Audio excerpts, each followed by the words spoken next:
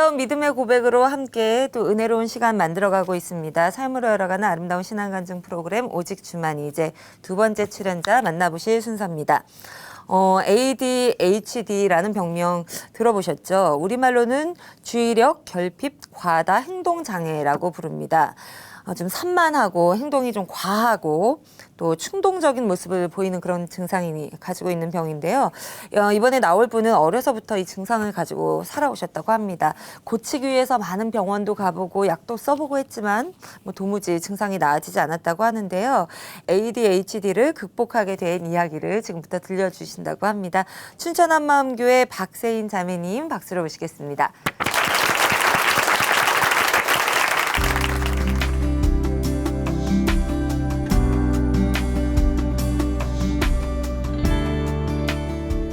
안녕하세요. 춘천 한마음교회 박세희입니다.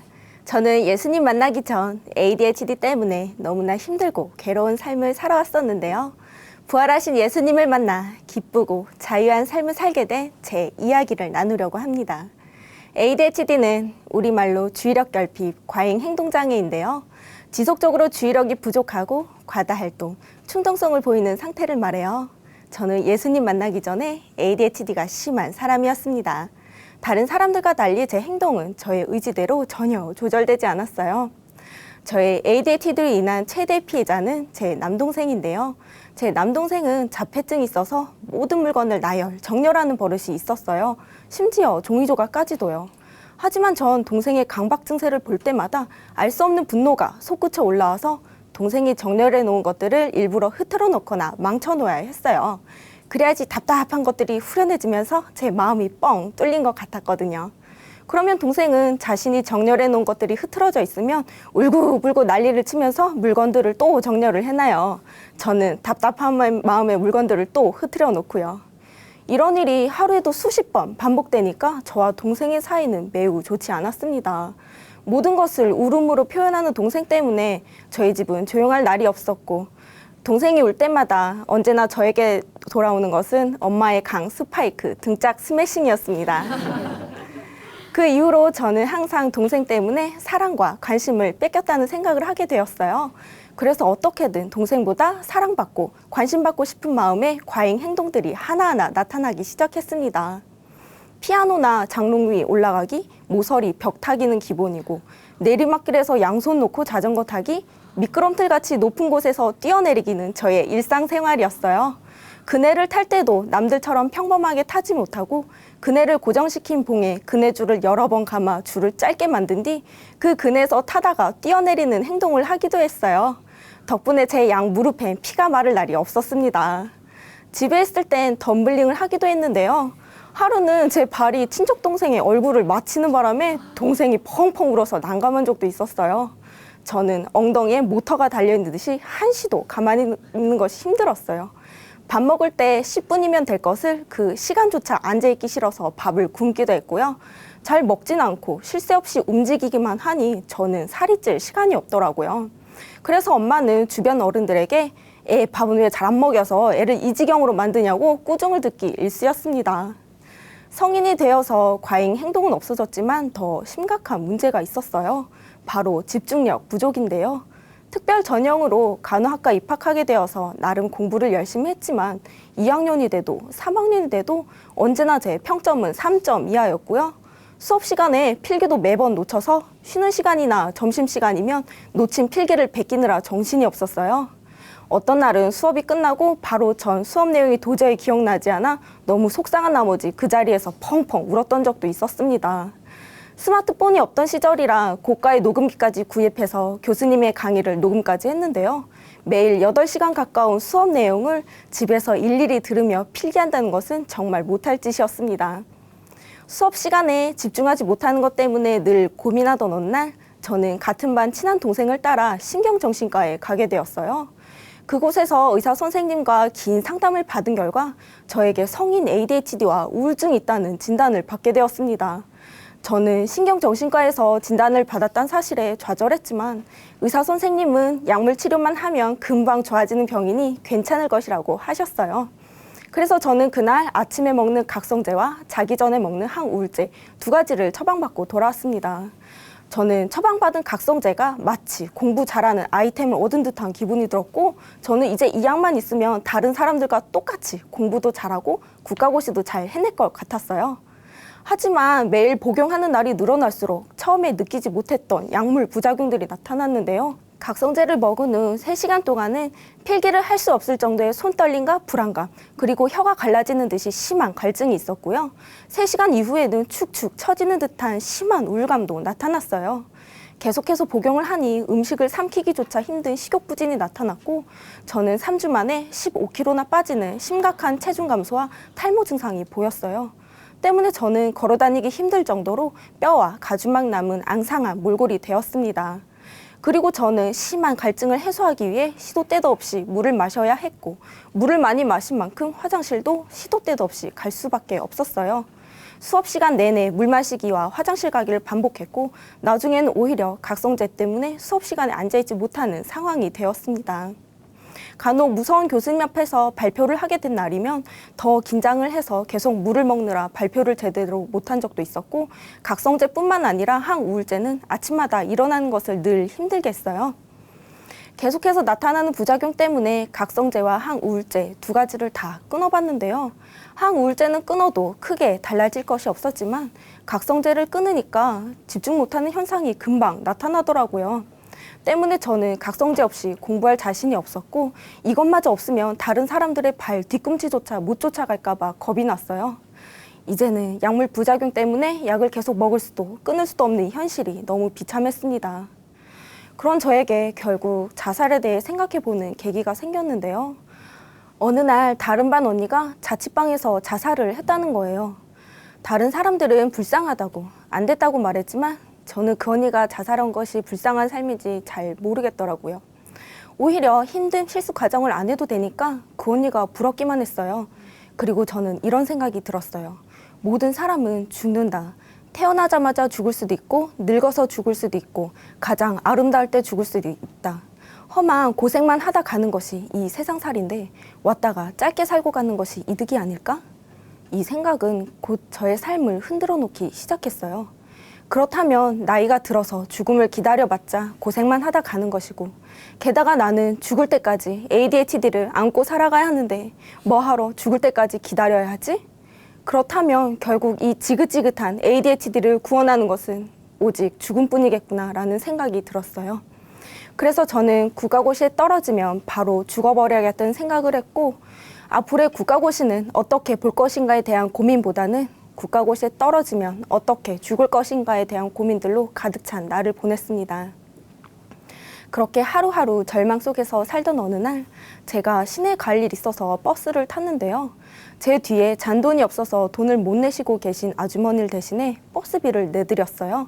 그랬더니 이 아주머니가 너무 고마워하시면서 줄 것이 없으니 대신 기도를 해주겠다는 거예요. 저는 그런 아주머니가 너무 부담스러워서 정중하게 거절을 했는데, 그 아주머니는 제 의견에 상관없이 제 손을 꽉 하고 잡으시더니, 하나님, 위기에서 벗어날 수 있게 귀한 사람을 보내주셔서 감사드립니다. 하나님께서 이 아가씨 앞길을 열어주시고 하는 일 모두 잘 되게 해주세요 라고 기도를 해주시는 거예요. 저는 그 아주머니 덕에 사람이 꽤 많은 버스 안에서 한 몸으로 시선을 받았고, 버스 기사 아저씨마저도 저를 백미러로 보고 계시더라고요. 버스가 시내에 도착하자마자 저는 너무 부끄러운 나머지 버스에서 내렸는데요. 그런데 이상하게도 그 아주머니가 제 손을 잡아주셨던 것과 저를 위해 기도해 주신 것들이 머릿속에 깊이 박혀 오랫동안 잊혀지지 않았습니다. 저는 그날 이후로 자꾸 하나님이 떠올랐어요. 어릴 적 동생의 고침을 받기 위해 교회를 다녔었지만 동생이 나아지기는커녕 부모님이 이혼까지 하시게 되자 그토록 찬양했던 하나님의 존재에 대해 흔들리기 시작했어요. 우리 부모님이 헤어지지 않게 달라고, 우리 가족이 뿔뿔이 흩어지지 않게 달라고 간절히 기도를 했건만 하나님은 저의 기도를 전혀 들어주시지 않았어요. 그 이후로 저는 예수님이 살아계신지, 보이지 않는 하나님을 어떻게 믿을 수 있는지 그 증거를 찾지 못해서 교회를 떠났었는데요. 그런데 제가 만났던 그 아주머니를 생각해보니 하나님은 내가 없다고 생각해서 없어질 수 있는 존재가 아니었습니다. 저는 그렇게 다시 하나님을 알고 싶다는 생각을 하게 되었어요. 그러다 얼마 후 춘천 한마음교회 다니는 친한 친구를 만나게 되었는데요. 그 친구는 어릴 적 교회 가자고 해도 교회 근처도 가지 않던 친구였어요. 그랬던 친구가 갑자기 신앙이 생긴 것이 조금 이상하더라고요. 그래서 저는 그 친구에게 보이지 않는 하나님을 어떻게 믿을 수 있어? 라고 물어봤는데요. 그 친구는 예수님의 부활을 통해 하나님을 믿을 수 있다고 하는 거예요. 부활? 그건 나도 하는 얘긴데 뭔가 새로운 걸 얘기할 줄 알았는데 부활이란 소리에 김이 빠져버렸습니다. 그런데 그 친구가 또다시 하는 말이 실제로 2000년 전에 예수님의 부활 사건이 있었고 예수님의 부활을 전하다가 많은 사람들이 죽었다고 하는 거예요. 그리스도인을 핍박했던 사도 바울까지도요. 저는 도저히 믿기지 않는 부활 소식에 집에 가자마자 친구가 준 부활 책자를 읽게 되었습니다. 그런데 하나님은 성경을 통해 수천 년 동안 우리에게 이 땅에 오실 것을 약속하셨더라고요. 그리고 하나님이 오셨다는 것을 단번에 알 수 있는 약속을 하셨더라고요. 하나님만이 지킬 수 있는 약속, 바로 예수님의 부활이었습니다. 그리고 예수님은 그 약속대로 이 땅에 오셔서 십자가에서 죽으시고 3일 만에 부활하셨더라고요. 이 세상 그 누구도 흉내낼 수 없는 부활을, 죽음을 이기는 부활을 예수님께서는 실제로 부활하셨더라고요. 저는 예수님이 살아계신지 보이지 않는 하나님을 어떻게 믿을 수 있는지 그 증거를 찾지 못해서 예수님을 버렸었는데 하나님께서는 이미 2000년 전에 모든 사람이 믿을 수 있는 증거를 주셨더라고요. 그토록 어릴 적 그토록 듣던 예수님의 부활이 성경책에만 존재하는 것이 아니라 역사에도 존재한다는 것이 알아지는 순간, 전능자가 이 땅에 오셨다는 것이 알아지는 순간 저는 몸둘 바를 몰라 그대로 엎드려졌어요. 그리고 부활하신 예수님 앞에 저의 모습이 그대로 비춰지는데 주여, 나는 죄인입니다. 이 죄인은 죽어 마땅합니다. 저는 송구함에 이 말밖에는 할 수 없었습니다. 그제서야 제가 하나님께 얼마나 큰 죄를 짓고 있었는지 깨달아졌어요. 내 힘으로 내 스스로의 부족함을 채워보려고 했던 모습들과 내 뜻대로 되지 않는다며 쉽게 생명을 버리려고 했던 모습들이 바로 전능하신 하나님을 배척하는 죄였습니다. 무섭고 흉측하게 생겨야 마귀인 것이 아니라 예수님을 믿지 않은 내가 바로 마귀 같은 자였구나. 내 마음, 내 중심에 스스로가 주인이었던 내가 바로 마귀 같은 자였구나. 그런데 하나님은 이런 저를 살리기 위해 아픔 없는 하늘보자 다 버리고 이 세상에 완벽한 사람으로 오셨더라고요. 지옥불에 떨어져도 마땅한 죄를 지은 저를 위해 이 세상에 생명 걸고 오셨더라고요. 그리고 다시 부활하셔서 저에게 이렇게 말씀하셨습니다. 나는 전능한 하나님이라. 내가 너를 구속하였고 내가 너를 지명하여 불렀나니 너는 내 것이라. 너는 내 것이라 하신 하나님께 그대로 굴복할 수밖에 없었습니다. 그동안 하찮게 여겼던 저의 생명은 전능자의 피값으로 살리신 귀중한 생명이었어요. 나의 생명, 나의 몸, 나의 머리털 하나까지 하나님의 것이 아닌 것이 없는데 저는 그동안 생명도 몸도 모든 것이 내가 주인된 자였습니다. 저는 그동안 예수님을 믿지 않는 죄를 회개하고 이분을 주인으로 모셨습니다. 저는 예수님을 주인으로 모신 뒤로 제 서랍에 있던 각성제를 모조리 갖다 버렸어요. 항상 각성제가 없으면 불안해서 버리지 못했었는데 예수님의 저의 주인 되시니 하나도 두려울 것이 없더라고요. 그리고 국가고시에 대한 근심, 걱정 모두 주님께 맡겼습니다. 국가고시에 합격하지 못하더라도 저는 결과에 상관없이 주님의 뜻대로 살겠다고 마음먹었거든요. 그리고 드디어 4년의 공부가 결실을 맺는 날 하필이면 제 뒤에 앉은 남학생이 너무 초조했는지 다리를 심하게 떠는 거예요. ADHD는 조그만 자극에도 집중이 흐트러지기 쉽기 때문에 아마 예전 같았으면 시험 문제에 전혀 집중하지 못했을 거예요. 하지만 예수님이 저의 주인 되시니 국가고시 시험을 자격증 시험 보듯 아주 마음 편히 볼 수 있었습니다. 그리고 얼마 후 시험 결과가 나왔는데요. 모의고사에서도 단 한 번도 통과하지 못했던 제가 30점이나 널널한 점수로 시험에 합격을 하게 된 거예요. 그때 저를 담당하셨던 교수님도 너무 놀라우셨어요. 사실은 제가 떨어질 줄 아셨다면서요. 지금은 병동 간호사로 일하고 있는데요. 이제는 각성제 없이도 일하는데 전혀 문제가 없어요. 예전 같았으면 집중력이 부족해서 해야 할 일을 제때 하지 못하거나 각성제 때문에 손이 떨려서 환자에게 주사조차 놓지 못했을 거예요. 하지만 예수님이 저의 주인 되시니 각성제 없이도 사람의 생명을 다루는 간호사가 되게 하셨습니다. 그리고 저의 이런 변화된 모습을 본 제 친한 친구는요. 아니, 사람이 어떻게 한순간에 변할 수 있지? 라고 하면서 신기했어요. 그리고 도대체 너를 이렇게 변화시킨 비결이 뭐냐고 물어봤는데요. 저는 부활하신 예수님을 만나 그렇다며 그 친구에게 바로 복음을 전했습니다. 그랬더니 그 친구가 아니 정말 예수님이 살아계시냐고 하면서 기쁘게 복음을 듣고 그 자리에서 영접기도까지 드렸어요. 사실 그 친구는 절에 가서 108배를 할 정도로 절실한 불교 신자였는데요. 예수님을 주인으로 모신 뒤 지금은 주님만 찬양하는 기쁜 삶을 살고 있습니다. 그리고 14년 전 부모님의 이혼으로 헤어진 동생에게도 찾아가서 이렇게 말했어요. 미안해. 누나가 다 잘못했어. 너를 괴롭히기만 하고 잘 해주지 못했던 거 다 용서해줘. 그런데 있지? 예수님이 부활하셨어. 그런데 정말 신기하게도 한순간도 눈을 마주치지 못하던 동생이 예수님의 부활 소식에 한 번도 눈을 떼지 않고 복음을 다 들어주었어요. 그리고 함께 영접기도까지 드렸습니다. 정말 예수님의 부활은 모든 사람이 믿을 수 있는 증거였어요. 그날도 여전히 동생은 강박 증세가 있었지만 저는 화가 나거나 짜증나지가 않았어요. 예전 같았으면 제 기준에 맞추지 않는 동생에게 화내고 소리 질렀겠지만 예수님의 사랑으로 품으니 한없이 사랑스럽더라고요.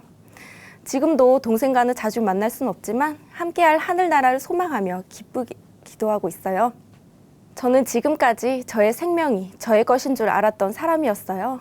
하지만 지금은 저의 생명이, 저의 몸이 어느 분의 것인지 분명히 알고 있어요. 저의 심장이 뛰는 이유는, 제가 숨을 쉬고 있는 이유는, 아침마다 눈을 뜰 수 있는 이유는 모두 하나님의 계획 아래 있기 때문입니다. 저는 하나님이 허락하신 이 생명, 제가 살아있는 이 시간들 모두 주님의 사명을 다하는 부활의 증인으로 살겠습니다. 예수님은 저의 주인이십니다. 감사합니다.